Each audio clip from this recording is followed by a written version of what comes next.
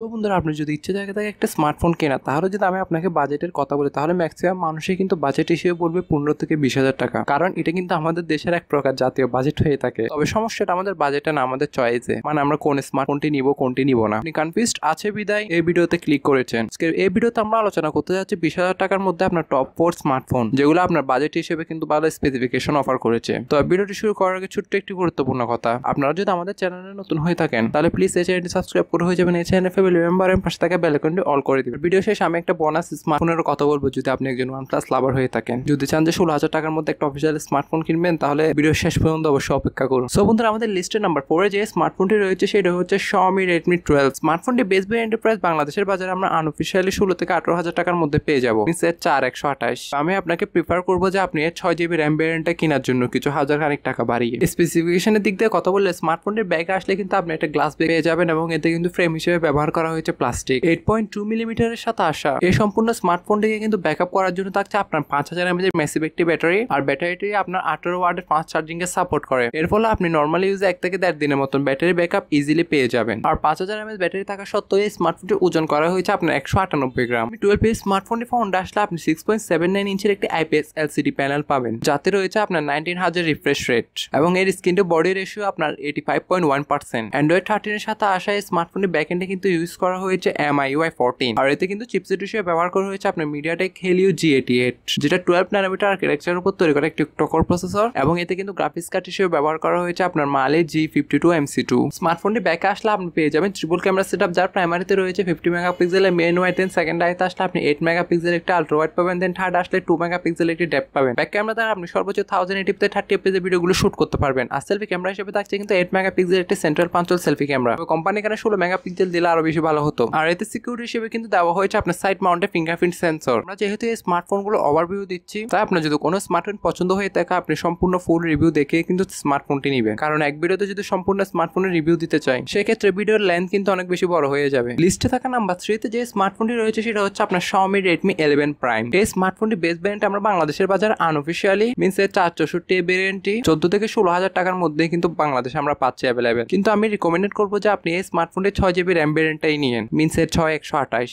এটা আপনি 16 থেকে 18,000 টাকার মধ্যে বাংলাদেশের বাজারে আপনি আনঅফিসিয়াল ভাবে পেয়ে যাবেন। 6 GB র্যাম ভেরিয়েন্টটা নেওয়ার একটাই কারণ এতে ইউআই হিসেবে থাকছে কিন্তু MIUI 13 out of the box Android 12। আর আপনারা জানেন যে রিয়েলমির ইউআই গুলো একটু কিন্তু স্পেস খেয়ে থাকে। আর এতে কিন্তু চিপসেট হিসেবে ব্যবহার করা হয়েছে MediaTek Helio G99, যেটা 6nm বেসড একটি প্রসেসর। আর এতে কিন্তু গ্রাফিক্স কার্ড হিসেবে ব্যবহার করা হয়েছে Mali G57 MC2। এর ফলে স্মার্টফোনটিতে ডে টু ডে মাল্টিটাস্কিং এবং টুকটাক গেমিং এগুলো কিন্তু ইজিলি হ্যান্ড ওভার করতে পারবে। আর এর ফন্ট আসলে আপনি কিন্তু 6.58 ইঞ্চির একটি IPS LCD প্যানেল পাবেন, যেখানে রয়েছে আপনার 19,000 ফাস্ট রিফ্রেশ রেট এবং এর স্ক্রিন টু বডি রেশিও করা হয়েছে আপনার 83.6%। স্মার্টফোনের ব্যাকে থাকছে ট্রিপল ক্যামেরা সেটআপ, যেখানে প্রাইমারি হিসেবে কিন্তু ব্যবহার করা হয়েছে 50 মেগাপিক্সেলের মেইন ওয়াইড, দেন সেকেন্ড আইতে আসলে 2 মেগাপিক্সেলের একটি ম্যাক্রো পাবেন, দেন থার্ড আসলে আপনি 2 মেগাপিক্সেল একটি ডেপথ পাবেন। তারা আপনি সর্বোচ্চ 1080p তে ভিডিওগুলো শুট করতে পারবেন। আর ফ্রন্ট আসলে আপনি 8 মেগাপিক্সেল একটি সেলফি ক্যামেরা পাবেন। তবে এখানে সমস্যা এই যে এখানে কিন্তু একটা নচ যুক্ত ডিসপ্লে ব্যবহার করা হয়েছে। এই সম্পূর্ণ স্মার্টফোনটিকে কিন্তু ব্যাকআপ করার জন্য থাকছে 5000 mAh এর ম্যাসিভ একটি ব্যাটারি। আর এটি আপনার 18 ওয়াটের ফাস্ট চার্জিং এর সাপোর্ট করে। স্মার্টফোনের ডিজাইনের প্রসঙ্গ বললে, স্মার্টফোনটির ব্যাকে ব্যবহার করা হয়েছে আপনার প্লাস্টিক, দেন এর ফ্রেম হিসেবেও কিন্তু থাকছে প্লাস্টিক এবং এতেও কিন্তু ফিঙ্গারপ্রিন্ট হিসেবে থাকছে সাইড মাউন্টেড ফিঙ্গারপ্রিন্ট সেন্সর। আমাদের লিস্টে থাকা সেকেন্ড পজিশনে যে স্মার্টফোনটি রয়েছে সেটা হচ্ছে Realme 10,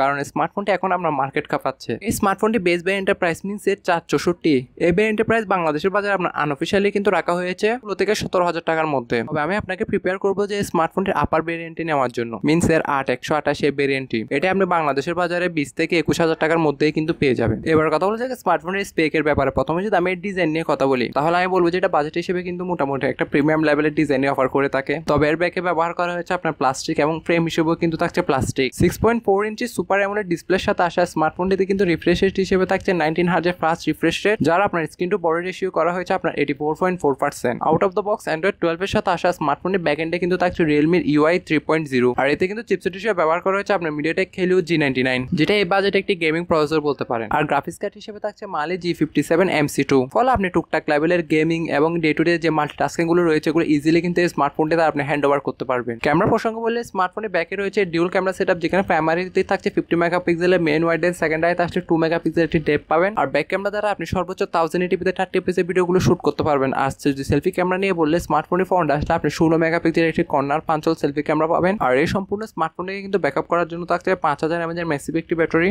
আর এটা কিন্তু আপনার 33 ওয়াটের ফাস্ট চার্জিং এ সাপোর্ট করে। লিস্টে থাকা নাম্বার 1 পজিশনে যে স্মার্টফোনটি রয়েছে, তবে সেটি বলার আগে আপনি যদি আমাদের চ্যানেলে এখনো নতুন হয়ে থাকেন তাহলে প্লিজ এই চ্যানেলটি সাবস্ক্রাইব করে হয়ে যাবেন। এই চ্যানেলে ফ্যামিলি মেম্বার এবং পাশে থাকা বেল আইকনটি অল করে দিবেন। আর ভিডিওটি ভালো লাগলে অবশ্যই একটি লাইক দিবেন এবং এই 4টি স্মার্টফোনের মধ্যে আপনার কোন স্মার্টফোনটি সবথেকে বেশি ভালো লেগেছে তা অবশ্যই আমাদেরকে কমেন্ট করে জানাবেন। আমাদের লিস্টে থাকা নাম্বার 1 পজিশনে যে স্মার্টফোনটি রয়েছে সেটা হচ্ছে Redmi Note 13 5G। হ্যাঁ, আমি Redmi Note 13 5Gর কথা বলছি, তবে ইন্ডিয়ান ভেরিয়েন্টটার। তবে চাইনিজ ভেরিয়েন্টের প্রাইস অনেক বেশি। আমি বলবো যে আপনি ইন্ডিয়ান ভেরিয়েন্টটাই নেবেন, কারণ এই স্মার্টফোনটি 6128 যে ইন্ডিয়ান ভেরিয়েন্টটা রয়েছে ওইটা আপনি বাংলাদেশের বাজারে 20 থেকে 21,000 টাকার মধ্যে আনঅফিশিয়াল ভাবে পেয়ে যাবেন। স্পেসিফিকেশন নিয়ে যদি না চাই দিই, প্রথমত এর ডিজাইন নিয়ে আমার কোনো প্রকার মাথা ব্যথা নেই। 173 গ্রাম ওজনের সাথে আসা স্মার্টফোনটি থিকনেস করা হয়েছে আমার 7.6 মিলিমিটার এবং এই স্মার্টফোনটি ফ্রন্ট আসলে আপনি 6.67 ইঞ্চির একটি অ্যামোলেড ডিসপ্লে পাবেন এবং 120 হার্টজের রিফ্রেশ রেট। অ্যান্ড্রয়েড 13 এর সাথে আসা স্মার্টফোনটির কিন্তু ব্যাকএন্ডে রয়েছে MIUI 14। আর চিপসেট নিয়ে বললে স্মার্টফোনটি কিন্তু চিপসেট হিসেবে থাকছে MediaTek Dimensity 6080। আর এতে কিন্তু গ্রাফিক্স কার্ড হিসেবে ব্যবহার করা হয়েছে আপনার Mali G57 MC2।